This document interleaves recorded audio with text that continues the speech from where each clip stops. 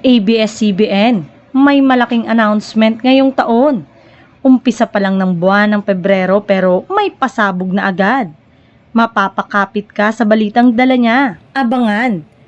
Yan nga ang post ng ABS-CBN. Ilang executive ng Kapamilya Network ang nangakong magiging best year ng ABS-CBN ng 2025 at magkakaroon daw ng isang big turnaround. Maraming netizen ang nananabik sa balitang yon at inakala nila na bagong prangkisa ang sasalubong sa ABS-CBN ngayong taon. Nauna na ang anunsyo ng sanib puwersa ng GMA Network at maging sa All TV na dating tahanan nito. Ngayon pa lang ay marami ang umaasa sa bagong prangkisa para sa ABS-CBN dahil sa kasalukuyan nitong nakalinya sa Senado. Sa ngayon, ang ABS-CBN ay isang malaking content creator, kaya mula nang nanindigan ng media entity ang kanilang estado ngayon. Marami na silang produkto o content ang isinasa-ere na sa iba't ibang platform. Sa TV man, sa cable, sa digital, sa online, maging sa mga sinehan at marami pang iba.